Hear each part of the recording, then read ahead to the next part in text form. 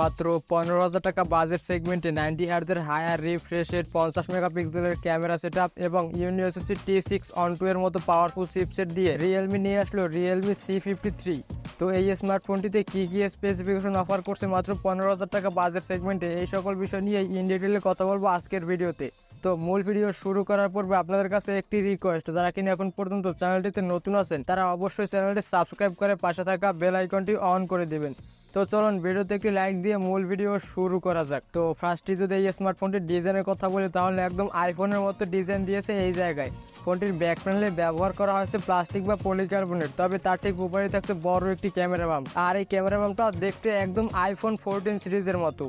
সেই সঙ্গে ফোনটির ফ্রন্টে থাকছে ফুল ভিউ ডিসপ্লে, আর টপে থাকছে ছোট্ট একটি নচ, আর এই নচের মধ্যে ইমপ্লিমেন্ট করেছে ফোনটির সেলফি ক্যামেরা। এছাড়া যাবতীয় পোর্টস অ্যান্ড বাটন সবগুলোই অ্যাভেলেবেল থাকছে এই স্মার্টফোনটিতে। তো এই সব কিছু নিয়ে এই স্মার্টফোনটির ওয়েট প্রায় 182 গ্রাম এবং থিকনেস 7.5 মিলিমিটার। তো 7.5 মিলিমিটার থিকনেস হওয়ায় ফোনটি কিন্তু যথেষ্ট পাতলা এবং অনেকটাই হ্যান্ডি।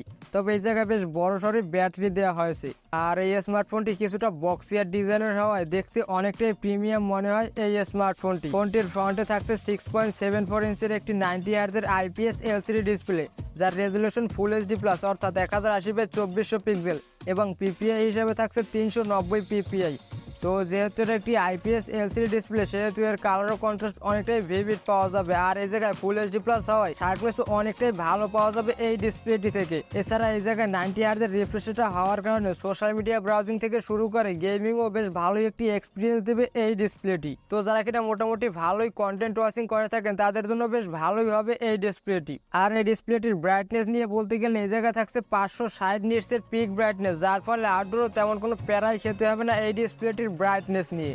তো ওভারঅল বলতে গেলে দাম বিবেচনায় বেশ ভালোই একটি ডিসপ্লে দিয়েছে রিয়েলমি এই জায়গায়। ফোনটির ক্যামেরার কথা বলতে গেলে ফোনটির ব্যাক প্যানেলে ব্যবহার করা হয়েছে ডুয়াল ক্যামেরা সেটআপ, যার মেইন সেন্সর হিসেবে থাকছে 50 মেগাপিক্সেলের মেইন ক্যামেরা এবং বাকি একটি ডেপথ সেন্সর। তো ফোনটির মেইন ক্যামেরার রেজাল্টের কথা বলতে গেলে ডে লাইট কন্ডিশনে বেশ ভালোই ছবি তোলা যায়, তবে লো লাইটে তেমন আহামরি লেভেলের ফটোগ্রাফি করা যাবে না এই স্মার্টফোনটির মেইন ক্যামেরা দিয়ে। তো হালকা পাতলা যারা ফটোগ্রাফি করে থাকেন তাদের জন্য বেশ ভালোই হবে, তবে ঠিকঠাক লাইটিং কন্ডিশনে ছবি তোলা লাগবে, না হলে তেমন কোনো ভালো ছবি পাওয়া যাবে না এই স্মার্টফোনটির মেইন ক্যামেরা দিয়ে। ফোনটির মেইন ক্যামেরা দিয়ে সর্বোচ্চ ভিডিও রেকর্ড করা যাবে 1080p 30 fps এ, তবে এই জায়গায় 1080p 30 fps এর পাশাপাশি যদি এই জায়গায় 1080p 60 fps এর অপশনটাও থাকতো তাহলে আরো ভালো স্টেবিলিটি সহকারে ভিডিও রেকর্ড করা যেত। সেই সঙ্গে ফোনটির ফ্রন্টে থাকছে 8 মেগাপিক্সেলের একটি সেলফি ক্যামেরা, আর এই সেলফি ক্যামেরাটা দিয়েও তেমন আহামরি লেভেলের সেলফি তোলা যাবে না, টুকটাক কাজ চলে যাওয়ার মতো সেলফি ইজিলি পাওয়া যাবে এই স্মার্টফোনটির সেলফি ক্যামেরা দিয়ে।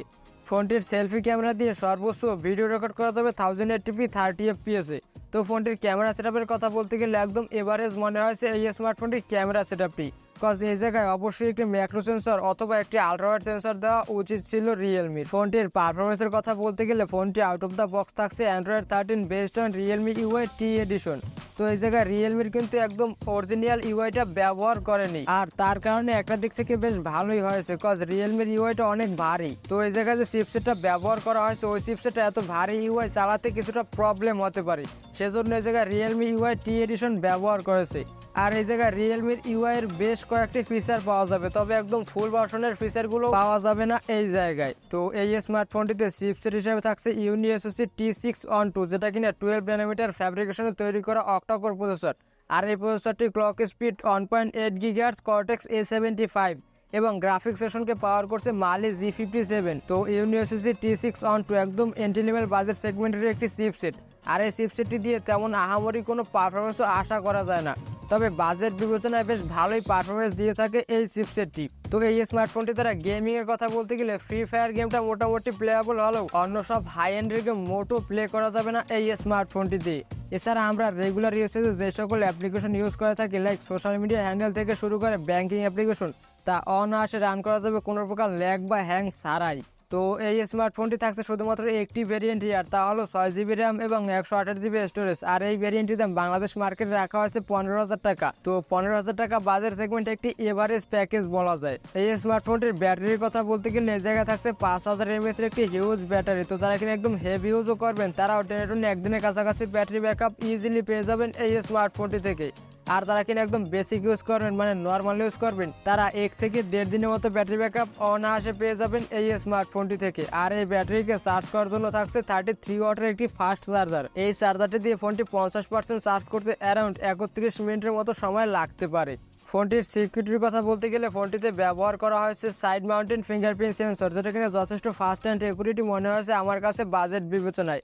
আর সাথে থাকছে সফটওয়্যার বেসড ফেস আনলক। ফোনটির কানেক্টিভিটির কথা বলতে গেলে ফোনটিতে থাকছে wifi, dual band Bluetooth 5.0, GPS এবং ইউএসবি টাইপ সি পোর্ট, এগুলো তো থাকছেই। এবার যদি এই স্মার্টফোনটির ওভারঅল থিঙ্ক করা হয় তাহলে শুরুতেই আসবে এই স্মার্টফোনটির ডিজাইনের কথা। এই জায়গায় চমৎকার একটি ডিজাইন দিয়েছে আর ডিসপ্লেতেও বেশ ভালোই কাজ করেছে রিয়েলমি। এই জায়গায় ফুল এইচডি প্লাস এবং 90 হার্জের রিফ্রেশ রেটের বেশ ভালো একটি কম্বো প্যাকেজ দিয়েছে। তবে ক্যামেরা সেটআপটি আমার কাছে মোটেও ভালো মনে হয়নি, এই জায়গায় আরও কাজ করতে পারতো রিয়েলমি। আর পারফরমেন্স সেগমেন্টে আমার কাছে বেশ ভালোই মনে হয়েছে, বর্তমান সময় অনুযায়ী বেশ ভালোই দিয়েছে এই জায়গায়। তো এই ছিল Realme C53 এই স্মার্টফোনটির ফুল স্পেসিফিকেশন এবং ছোট্ট একটা রিভিউ। আপনাদের কাছে এই স্মার্টফোনটি কেমন মনে হয়েছে অবশ্যই কমেন্টে জানাবে। সো এই ছিল আজকের ভিডিও। আমার ভিডিও যদি আপনার কাছে ইনফরমেটিভ অ্যান্ড হেল্পফুল মনে হয়ে থাকে তাহলে ভিডিওতে একটি লাইক দিয়ে চ্যানেলটি সাবস্ক্রাইব করে রাখবেন। আজকের মতো বিদায় নিচ্ছি, টিল দেন, আল্লাহ হাফেজ।